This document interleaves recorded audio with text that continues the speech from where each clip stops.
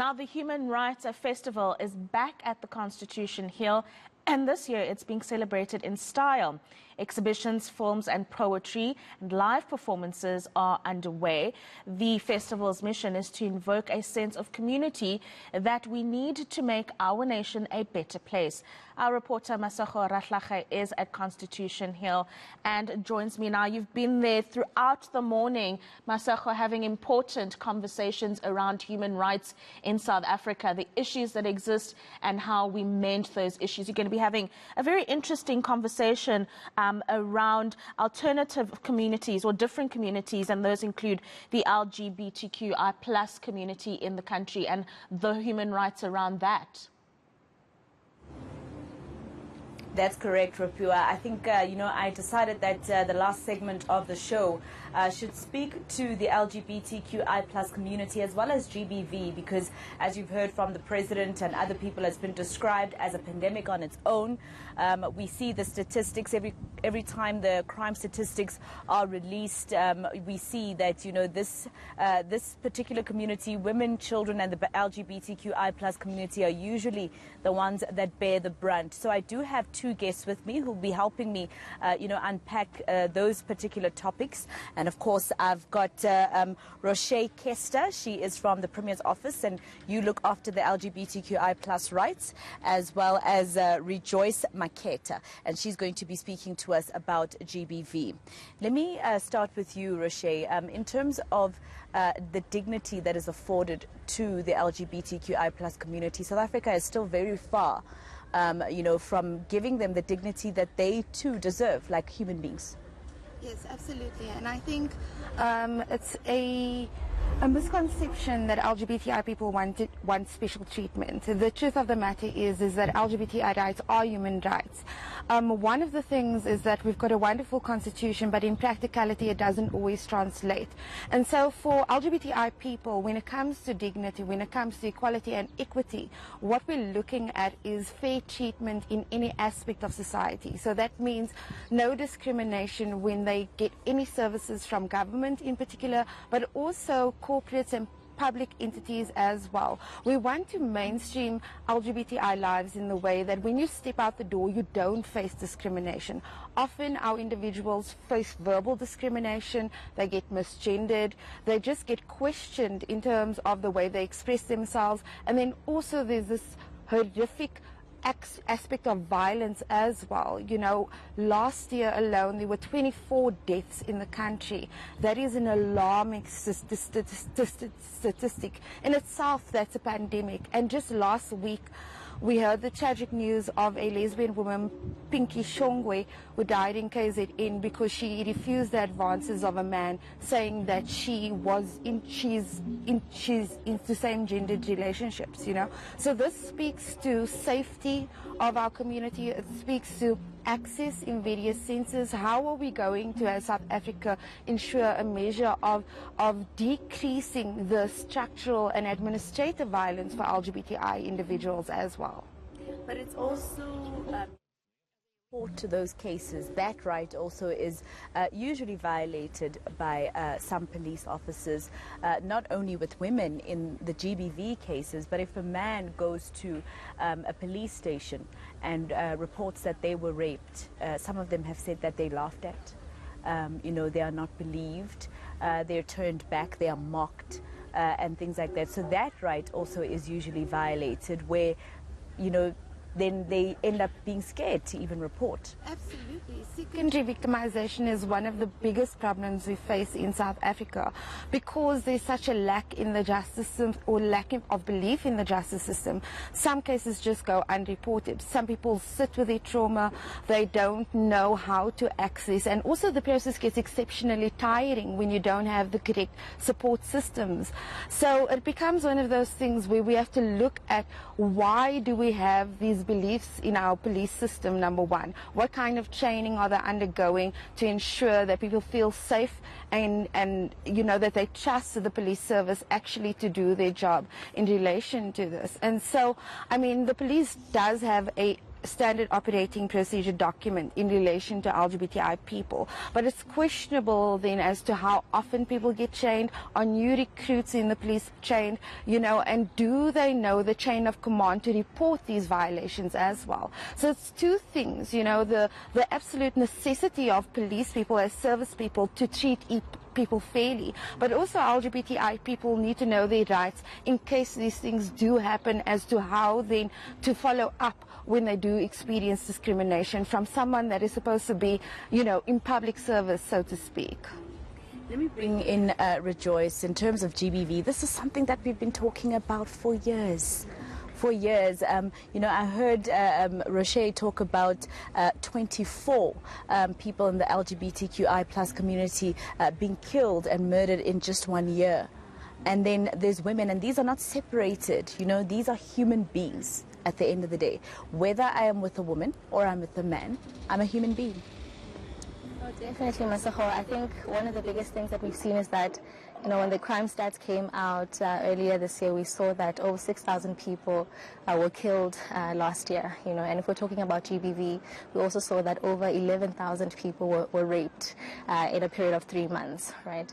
So if we look at that and we look at the country as it is, this country has a history of violence. Back then it was a systematic violence where the state was imposing the violence on people, but at the moment it looks like it has transitioned from a state level to where it is going into the family household or the family institution. And our research also shows us that over 7.7% of men in South Africa actually believe that it is okay to hit a woman, right? So when you look at instances like that, we realize that there is really an important role that people can play in educating one another in terms of where we are and the constitution of this country, as well as how do we move forward and move away from that violence, because it's, like you're saying, it's not just women, it's children, it's people of other genders as well that are being affected by this violence. Yeah. Do you think, in terms of the rights of women and children, we have left the system the way that it is for too long? Because, I've covered stories where a woman would say, I did go report him, but they couldn't take the DNA kit because the first police officer I encountered told me to go back home and try and sort it out. So the second time I went, I had taken a shower. And by then there was no evidence against him, so he had to then rape me again. And only then did I know my rights, and I knew I had to fight. We always have to fight. I think there's not enough public education on this, Unfortunately for us as women, those are the realities that we experience, especially when we go into police stations to report the incidences that we come across, or our children, and we don't even know the exact procedure, right? Some people have reported that it is important to go to a doctor first or to the hospital to get, medical examination, so that when you go into a police station, you actually have that information handy and you're able to get the assistance that you need. People don't also know that it is their right actually to request a female police officer to assist them when they get into a police station. There looks like at the moment SAPS is the first barrier to women actually getting their rights respected, especially when it comes to reporting such incidences. So we need to do a lot, and we need to work together as different organizations within civil society to make sure that our people know how to get into these spaces and to make sure that their voices are heard ultimately, because you're the one that's the victim and you have to live with this afterwards. Not reporting doesn't really serve you, because also it serves to the underreporting that is happening around GBV, because most women or most people don't even report on these instances, so they go unreported. And the ones that are documented, there's always issues around how they were reported or whether it's done the correct way and so forth. So there's a lot of public education that needs to happen, and I do want to commend our government on the work that has been done. The legislation, like we were saying earlier, the legislation is great on paper, but in terms of implementation, we still have a long way to go. Yeah. Let me ask you guys, actually, what Rejoice has just said. What are the discussions in government meetings about the fact that we have things that look so good in paper, but the implementation of it is nowhere in most cases. I also kind of want to touch on what Rejoice has said, as SAPS being the main problem. For me, the main problem is not necessarily SAPS. That's the last resort. What we should be doing in South Africa is education in general, kind of dismantling patriarchal ideas, speaking to equity of people of all genders, speaking to equality of people of all genders, mainstreaming LGBTI rights so that we don't get to the point where murder or violation is the first point of contact with our justice system. And so for me, in terms of what government planning looks like, there definitely needs to be, as much as we're speaking about the documentation and the theory, which is beautiful, we have to look at practical measures to implement this. And this means that we need to have a budget as well. Without budgetary allocation for these things, there's no measure of, number one, accountability or even monitoring and evaluation to see how the money is spent in terms of these measures. And I think for me, engaging with communities is utmostly important. In South Africa, for instance, we don't have education on SOGI issues, that is sexual orientation, gender identity, and sex characteristics, in high school, primary school, university level, unless you're doing a social science degree. And so it begs the question, how are we going to let people know about this? How do we get people to champion the safety of these individuals in the community? It requires working together. It requires these conversations. It requires unlearning, and also people in the religious and traditional healer sector to also champion these rights on behalf of people. So I think when it comes to implementation, there's definite strong planning that still needs to be done to ensure that whichever department in whichever way can ensure that there is a measure of access and safety for individuals. And this, it does look like the departments are not speaking to each other at all. Well, where I work, which is in the Directorate of LGBTI Rights in the Office of the Premier, it's a newly established desk. And so now we're in the process of planning it, but it also means that we need to solidify these plans so strongly that there is a measure of monitoring and evaluation afterwards. And those are the accountability measures for each department. Let me come back to you as well, Rejoice. There's something that you said earlier, and she actually touched on it a little bit when she said maybe we shouldn't only narrow it down to police officers. When a woman gets to a police station, you said they have the right to ask for a female police officer. But reality is, sometimes it's the women who are violating women's rights. We've had pimps who are female, who are taking young children, age 12, and selling them to men, knowing what's going to happen to those children, and these are mothers. That's the sad reality, Masego. And this is an important conversation because normally when we have a conversation about gender-based violence, we're always thinking about women and children, not thinking that sometimes women are also the perpetrators. So when we take on our work as Amnesty International, there's a program that we call Human Rights Friendly Schools Clubs, where we want to work with schools and children at schools to educate them about their different rights, and also to be able to identify adults that are allies and adults that aren't necessarily allies, and how to pinpoint those behaviors.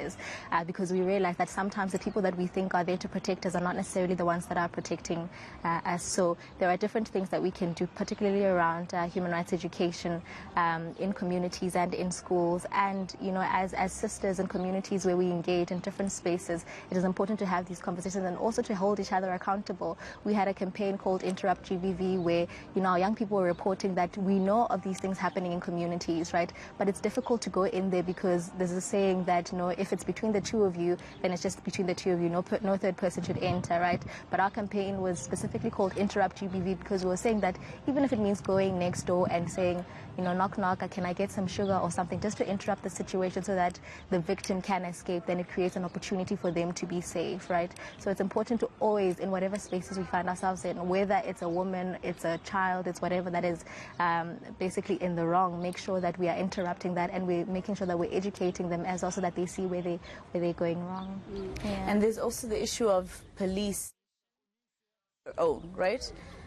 Maybe a police officer decides that he wants to kill himself and the rest of his family. There's also GBV there.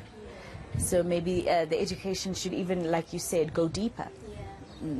Go deeper than just women, children, because there is a strong focus at the moment on women and children, and it's right, because we live in the society that we live in, the patriarchy and the history of this country. But right now we're seeing that men need to also be a part of the conversation, where we're also talking to them and we're educating them that if you have something wrong, if you have something that's maybe sitting inside of you and you're not able to communicate, find somebody to talk to, because that is something that sometimes leads to that destruction that we're seeing, where they're being violent towards everybody. And yeah, we need to get that to end somehow. I was having a very sticky debate with friends of mine, and one of the straight men was saying that he doesn't understand why he can't say that he doesn't like he doesn't like men, but then gay men are allowed to say, I don't like women.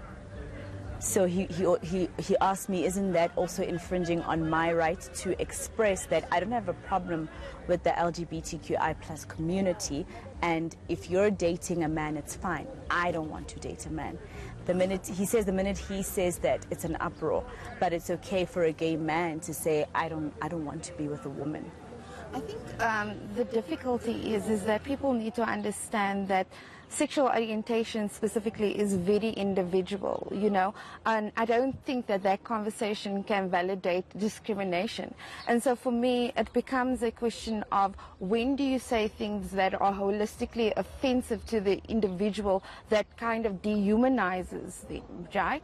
Most of the time, in terms of people who identify specifically in the orientation as lesbian, gay or bisexual, there's a huge focus on sexualizing these individuals, We don't look at the other kinds of means of attraction, which is emotional, physical, spiritual. It's all encompassing. And so it becomes that question, if you are going to discriminate on someone based on their sexual orientation, are you using derogatory words? Are you using things that are unconstitutional? Because under our law, we are protected from, for instance, to a degree, in terms of hate speech. The reality of the country is heterosexual people are never going to experience hate speech. Nobody's going to say, you heterosexual and this is so offensive and so disgusting. When on the other hand, as a minority group, we constantly have to deal with verbal abuse to validate whom we love, who we're attracted to, and then also just how we move in the world. So I think those are two different kinds of stories. If you are going to experience discrimination, you then need to empower yourself and the people around you to ensure a measure of safety. Heterosexual people their rights are not as infringed upon. And I think it's also that, that conversation, I was telling you a little earlier on before we went on air that I have a friend. We grew up together. I've always known he's gay. And I didn't feel the need, I didn't understand why he felt he needed to come out to me. I expected him to just introduce his partner, because that's what I did. I just introduced my partner and it was normal. So you're absolutely right. We don't have to explain, but the LGBTQI plus community continuously has to explain, to a point where my friend that I've grown up, we were born in the same year, lived next to each other, grew up together. I don't know any other person. So I've known him, that he was born that way, so I didn't even expect. But the fact that he felt that he needed to sit me down and tell me, do you need water, and be scared to come out. Yeah, I think, we live in a binary society in many ways, in terms of orientation, in terms of gender, in terms of biological characteristics. We have these categories, woman, man, you can only be heterosexual, you can only be female or male, when there is diversity in explaining that. And so because of this binary system, it's normalized for people to think in these categories, right? And what we need to do is also normalize the diversity of individuals in this capacity. I always say, if you've got brown eyes and I've got green eyes, if you've got diversity in that biology, how can we not be diverse in other measures? And so it's also opening up people's minds to say that, we are here. We exist in numbers. When we are on a Pride March, it matters because of visibility, so people can actually see that there is a representation of our community that exists in South Africa, and that we need to be seen for access and safety. And so this notion of coming out is also such a labor, because there's this fear around just being yourself. Why is this fear? The fear is because of the danger for your life, in essence, the danger of acceptance, the danger of being rejected. And on what grounds are these? This very notion that things are only supposed to be a certain way, heteronormative, fitting into a particular box. And we need to diversify our thinking. We need more education in communities. We need to empower our communities also to be allies for LGBTI individuals. You know, in the same way we're having the conversation with men. We don't want to exclude heterosexual, cisgendered people from the conversation. We want them to be our champions as well. And so, to a point that when you are there, you don't necessarily have to say, this is my gay friend, rejoice. Nobody's going to say, this is my heterosexual friend, you know. So we need to get to that point. Or people were like, oh, but you didn't tell me that he's gay. Yes, like it's a secret or shameful. But there is something that we did right in South Africa in terms of the human rights of the LGBTQI community. We were one of the very first countries, even compared to the US, to say that it's legal for people to get married and they are same sex. So there is something that we did in terms of looking at those rights, right? We definitely have wonderful constitutional protections. The Equality Clause speaks to non-discrimination on the basis of sexual orientation and gender identity. We've got the Civil Union Act. You know, we've also got Act 49, which speaks to legal gender recognition.